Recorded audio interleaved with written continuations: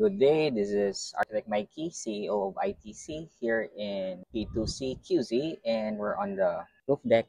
Nothing much going on here. I just wanted to show you the view around there.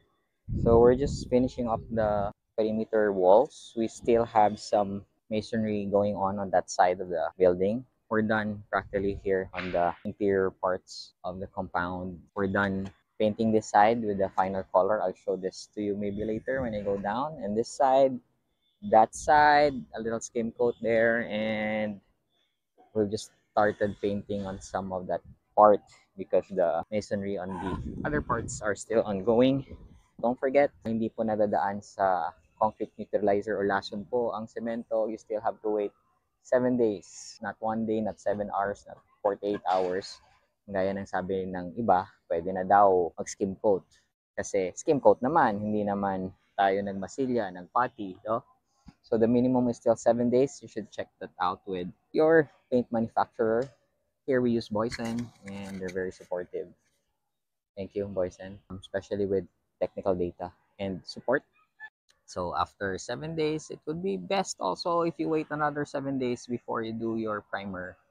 Kahit na gaano ka urgent yung project, turnover na in 7 days, hindi na po kaya habulin yon. Usapin nyo na lang yung client na matitira na lang konting painting on those areas na hindi nyo nahabol. Plaster, right? So do the plastering advance always. A month before, if possible, so that you have 1 week to skim coat again, another week to start your primer, and you have some 2 weeks allowance for the rainy days, especially you're doing exterior work. Kasi po pag umulan yan, kahit sa umaga, avoid nyo po magpintura sa hapon.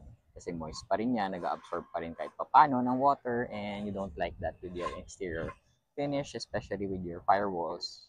Unless na maaraw talaga. Huwag din sobra. Pag sobrang mainit naman, you have to drizzle some water. Diligan po natin konti para hindi po mag-rapid dehydration. Hindi lang po yung RMC natin or ready-mix concrete kailangan or bawal mag-rapid dehydration, pati po plastering. Crack po yan. Hindi pa kayo nagpipintura. So yung iba, okay lang naman diba? Less than 1 week. Ang problema niyan, sino ang babalikan ng client? After 6 months, 8 months, 1 year, alam mo na, nagsilubuhan yan, no? Ano pa mangyari dyan? Well, if you're the type of contractor that wants to support all the way, then gawin na lang natin ng tama. But kami, we have some cases na way before when I started, like 20 years ago.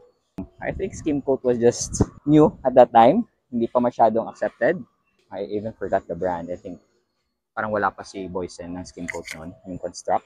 Ayun, so we had that problem na I think it was about like 15 to 18 months na, doon pala nagka-problema yung paint. Siyempre, tayo, balik, repaint lahat. Sorry na lang. So, kung may kinita pa sa project na yon or wala na, hindi natin alam. But, naubos din sa kakamadali. Kasi, siyempre, one of our few fit-out projects, actually, house renovation, I think it was about less than 200 square meters lang. Ayun, lesson learned. Hindi na po maulit. Thank you for watching. Bye!